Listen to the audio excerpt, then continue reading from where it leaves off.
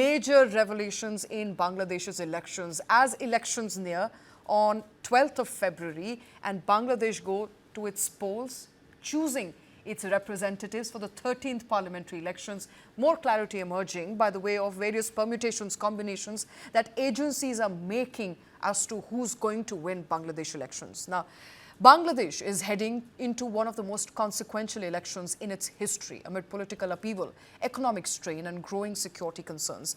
Just days before polling, another Hindu man has now been lynched in Bangladesh. On the evening of 9th of February, 62-year-old Suzen Chandra Sarkar, a Hindu rice merchant, was brutally attacked, killed by unknown assailants. The attackers also looted several 100,000 takas from his shop, raising fresh concerns over minority safety ahead of that crucial vote. Despite these incidents, election authorities insist that the situation is under control.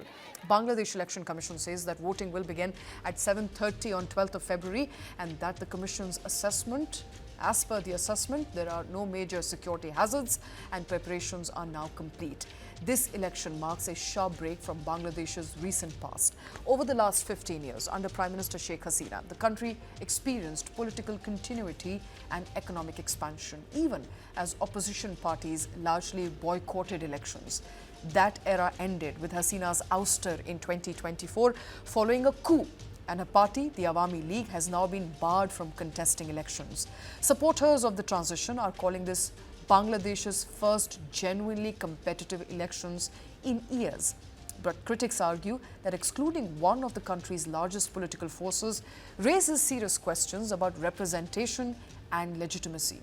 The Bangladesh Nationalist Party, led by Tehreek Rahman, is expected to perform strongly. In fact, in a televised address, Tehreek Rahman expressed regret over past mistakes, offered an apology to voters, and pledged to restore the rule of law, curb corruption, and make the next government more accountable. Alongside BNP, Jamaat-e-Islami-led alliance has also emerged as a major contender. A newly radical, youth-driven party has now aligned with Islamist bloc after failing to build an independent electoral base. Pre-poll surveys, however, are sending mixed signals.